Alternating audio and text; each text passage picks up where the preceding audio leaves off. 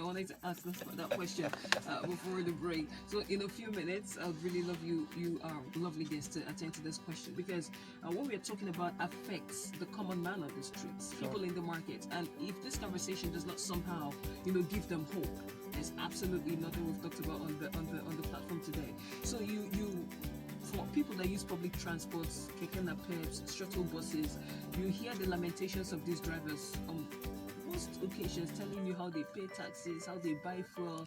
At the end of the day, absolutely nothing to show for it. You have arrays of touts in the market, harassing shop owners, harassing people who are by the roadside and stuff like that, and it's crazy.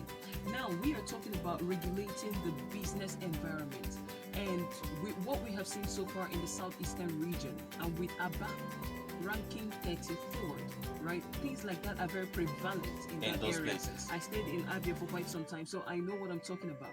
Now, we have failed woefully as a region in this area. What are the recommendations you can make to the government in order to ensure that they at least make the environment conducive for the common man?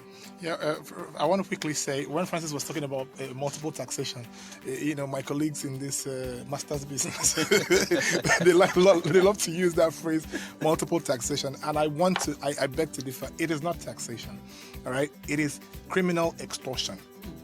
Because if you actually check in the Constitution, you find out that some of these things are not constitutional. So it is criminal extortion and has to be stopped in every way. Now, there is a justification for tax. There is a justification for tax. You earn money, you source your capital, and you set up a business, and you make profit. Why do you have to pay government a percentage of that profit? Why do you have to? The only moral justification is so that government can provide infrastructure that helps your business do better. But Simple. That's what it is. Simple. That's what tax is. Because if government will not provide infrastructure, why take my money? Then it is robbery. And that is what we find in Nigeria. That is what we find in Enugu. That is what we find in southeastern Nigeria. That governments are robbing Nigerians. Because you're taking that money to provide me infrastructure. Overseas, taxes are used to pay for, in the UK, you don't have to pay for your school child's primary school education. Government pays for that. How do they pay for it? Your tax. You go to the hospital, you don't have money, you're taken care of. How is that possible? Taxes. And so if you in Nigeria aren't providing this infrastructure, why are you taking that money? You're taking our money and doing other stuff with it. That is robbery. And that shouldn't be.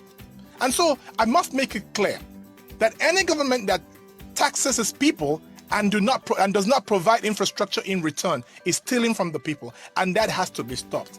Number two, this thing they call multiple taxation. ESWAMA goes around harassing people. They have their fees, that they have to collect, I think, every month and stuff like that. And then they have different agencies going around and harassing people. These other ones will say, buy dustbin, put by your shop. If you don't put, they come and carry your generator and stuff like that. Buy emblem.